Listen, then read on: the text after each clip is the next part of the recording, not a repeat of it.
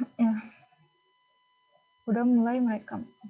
Bismillahirrahmanirrahim. Nah, ya, jadi untuk kisi-kisi PAS, PAI kelas 11. Nah, jadi yang materi yang akan di PAS-kan ada 3 bab ya.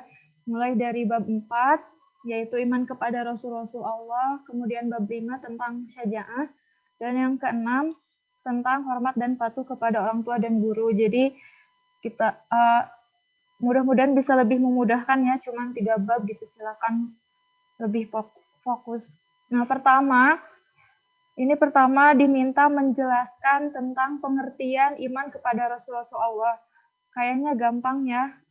Terus ada di PPT di modul, silakan dibaca-baca. Kemudian menjelaskan tanda-tanda orang yang beriman kepada Rasul-Rasul Allah. Ada juga ya kalau nggak salah di PPT di modul, kalau tidak ada mungkin perlu dianalisis sendiri, perlu di penalaran sendiri.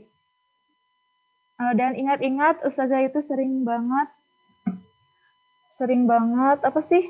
memberi soal yang clue-nya itu kecuali, yang tidak termasuk, yang bukan termasuk kayak gitu ya. Itu adalah untuk untuk biar penalaran kalian itu bisa dilatih gitu, dilatih penalarannya, analisisnya. Karena yang biasanya soal tersebut itu biasanya ngeceh-ngeceh gitu. Terus nomor 3 menyebutkan rasul-rasul ulul azmi. Nah, ini kan sering banget ya di SD, TK, mungkin udah hafal, jadi silakan diingat-ingat.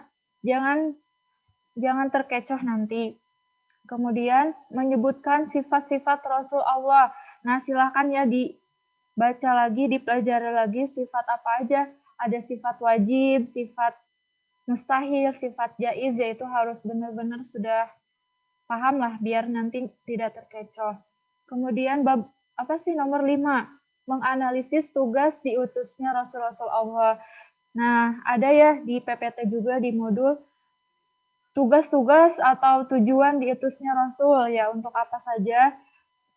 Jadi ini juga bisa jadi bentuk soalnya itu yang kecuali atau yang tidak termasuk. Jadi perlu teliti saja gitu. Kemudian bab 6 menyebutkan contoh perilaku meneladani Rasul. Mungkin ada di PPT ya, tapi seringkali kalau contoh perilaku ini biasanya memang ada yang tidak di PPT, maksudnya kita lihat ke contoh yang realitanya di dalam kehidupan sehari-hari biasanya ya. Jadi perlu dianalisis sendiri gitu, perlu di penalaran sendiri. Kemudian nomor 7, menjelaskan inti ajaran yang dibawa oleh Rasul. Jadi Rasul-Rasul itu, para Rasul itu mau isi ajarannya tentang apa sih intinya gitu. Kayak kan pernah dengar kalian misalnya tauhid gitu dan lain-lain. Terus nomor 7, udah ya tadi. Nomor 8, 9, mencontohkan perilaku yang mencerminkan beriman kepada Rasul-Rasul Allah. Nah, ini juga bisa jadi berupa analisis, jadi berupa contoh-contoh yang ada di dalam kehidupan sehari-hari gitu ya. Misalnya apa sih? Perilaku meneladani sifat sidik dari Rasul, itu apa contohnya? Misalnya nada mengerjakan ulangan dengan jujur, misalnya kayak gitu. Itu terus, nah berkaitan dengan ini juga bisa jadi dihubungkan dengan sifat-sifat Rasul ya. Seperti sifat wajib Rasul adalah sidik, amanah, tabik, fatonah gitu ya. Maka contoh perilaku yang mencerminkan beriman kepada Rasul itu apa? Misalnya kita mencontoh sidiknya, mencontoh amanahnya kayak gitu ya.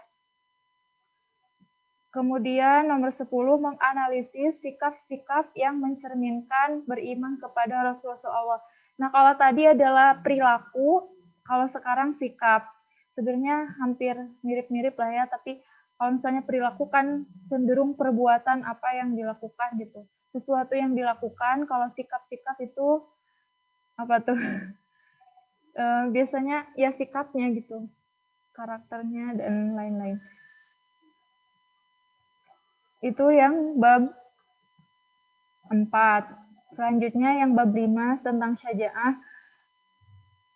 Nah, yang pertama adalah menyebutkan pengertian syaja'ah. Jadi silakan diingat-ingat, dipelajari lagi pengertian syaja'ah secara bahasa apa, secara istilah apa ya.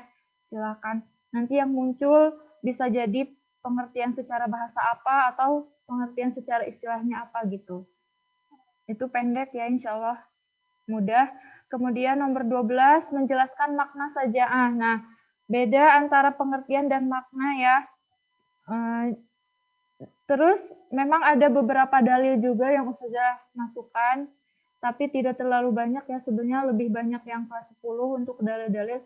Kalau yang untuk kelas 11, ini di bab tadi yang iman kepada Rasul itu tidak ada dalil. Nah, kalau yang di saja'ah ini ada ya dalil. Tapi perasaan udah pernah kalian kerjakan juga gitu, jadi insya Allah gampang. Nah, ini makna,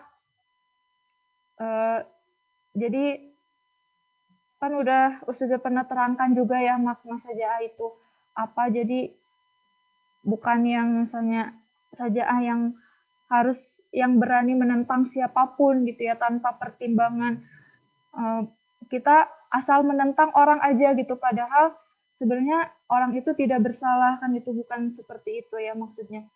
Terus ada yang berkaitan dengan hadis juga ya, pernah itu populer banget, bisa kalian pasti tahu lah ya hadisnya populer.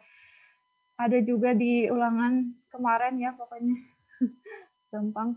Terus nomor 13, menyebutkan keterkaitan sikap saja'ah dengan kejujuran. Ada di PPT, ada di modul, bahwa saja'ah itu berkaitan dengan kejujuran. Apa sih kaitannya gitu ya? Insya Allah gampang. Terus 14, 15 ini menganalisis macam-macam saja'ah. Jadi ingat tuh, silakan dipelajari lagi saja'ah harbiyah, saja'ah nafsiyah. Oh ya Ustazah, sekalian kasih tahu juga nih. Jadi yang dimaksud saja'ah harbiyah itu kan berani dalam menghadapi peperangan ya, berani. Jadi saja'ah atau keberanian yang nampak, yang terlihat. Contohnya adalah tadi berani menghadapi musuh ketika peperangan. Nah, selain dari itu juga adalah bahwa kan peperangan itu zaman dulu gitu ya. Sekarang itu hampir tidak ada. Kalaupun ada mungkin hanya di tempat tertentu saja ya, seperti Palestina, Suriah, dan lain-lain. Kalau di tempat-tempat lainnya gimana maksud Syaja'ah Arabiyah itu? Nah, jadi yaitu perangnya perang pemikiran gitu ya kalau sekarang. Perang pemikiran. Jadi yang termasuk Syaja'ah Harbiyah juga selain perang secara fisik gitu ya. Nah, bisa jadi perang berupa melawan apa sih? Gojol fikir tadi ya, perang pemikiran. Berani menghadapi perang pemikiran dan berani menghadapi kebodohan gitu ya. Jadi terlihat jelas gitu ya jasa-jasanya, keberaniannya. Misalnya dengan menyuarakan sesuatu. Nah, itu seperti Habib Rizik sebenarnya itu tuh orang yang pemberani ya sebenarnya, tapi memang disayangkan gitu ya. Disayangkan ada sedikit ada beberapa yang kurang berkenan lah pokoknya ya, memang gitu ya. Hal-hal yang kurang berkenan, tapi dalam sosoknya dia ada beberapa contoh gitu keberanian ya, contoh saja misalnya menegakkan kebenaran, menegakkan amar ma'ruf nahi mungkar kayak gitu ya. Tapi memang ya ada hal-hal yang mungkin gitu ya bagi beberapa orang kurang berkenannya. Terus apalagi? Nah, itu sih intinya macam-macam saja, silakan diingat-ingat saja Arabia itu contohnya apa, nafsiyah itu apa.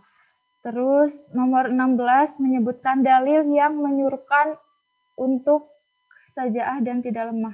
Maksudnya ya ini tentang dalil saja'ah ada di PPT ya. Gampang. Ini sebenarnya salah sih. Untuk saja'ah ya, dan sebenarnya ini yang tentang biar apa sih? Entar nanti sudah edit lagi lah kalau mau diupload ke Teams ya. Jadi ini dalilnya tentang yang, aduh dikasih tahu deh, yang kalau menolong agama Allah pasti Allah akan menolong kita ya. Gitu, silakan dicari. Terus 17, menganalisis faktor-faktor yang menyebabkan seseorang memiliki perilaku saja'ah. Ada ya di PPT di modul. Kenapa gitu orang-orang bisa saja'ah? Karena ada faktor-faktornya. Kalau misalnya orang tersebut tidak mempunyai faktor-faktor itu, berarti dia tidak berani untuk saja'ah gitu. Ada di PPT. Dan tadi ya bisa jadi bentuk soalnya itu yang bukan termasuk atau yang kecuali misalnya. Terus nomor 18 menyebutkan lawan dari perilaku saja'ah. Gampang banget.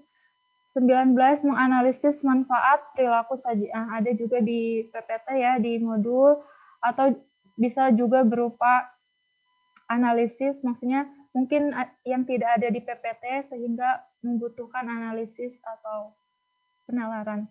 Terus yang terakhir ini menunjukkan contoh bersikap saja'ah. Nah, jadi ya misalnya saja sajikan nih beberapa pilihan jawaban tentang bentuk-bentuk perilaku saja'ah. Misalnya si fulan ngapain, mana yang termasuk saja'ah misalnya kayak gitu ya. Itu tentang saja'ah. Terus yang terakhir ini bab terakhir tentang hormat dan patuh kepada orang tua dan guru. Kemarin di tes bab 6, alhamdulillah bagus-bagus ya di setiap kelas. Kalau yang saja'ah tuh masih pada bingung kali ya, masih ada yang di bawah KKM kemarin. Terus, nah ini nomor 21 menyebutkan hukum hormat dan patuh kepada orang tua dan guru. Ini gampang kayaknya. Hukumnya apa? Gampang. 22 menyebutkan kedudukan orang tua dan guru bagi manusia. Jadi orang tua, kedudukan orang tua bagi anaknya itu apa saja, kedudukan guru bagi manusia itu apa aja. Mungkin tidak ada di PPT sih sebenarnya, tapi mungkin bisa lah kalau kalian mau searching. Tapi ini sangat sering kalian dengar ya, jadi sudah yakin tahu sih sebenarnya. Kemudian 23 dan 24 menjelaskan tata cara hormat dan patuh kepada orang tua dan guru. Ada ya di situ di PPT tata cara hormat kepada orang tua dan guru, silakan dibaca. Jadi nanti jangan ada yang terkecoh. Kemudian menurut Al-Ghazali juga ya, silakan dibaca nih, ada etika kepada orang tua seperti apa, etika kepada guru seperti apa menurut Imam Al-Ghazali. Terus nomor 25 menganalisis dalil tentang hormat dan patuh kepada orang tua dan guru. Nah, ini ada dalil juga di bab ini ya. Ya tentunya kan kemarin Ustazah ketika menjelaskan bab ini memang ada dalil ya, yang kata Ustazah yuk kita baca bareng-bareng, itu udah populer banget. Nah, dalilnya yang itu silakan dibaca-baca lagi, isi kandungannya apa. Ya maksudnya minimal kalian tahu artinya lah.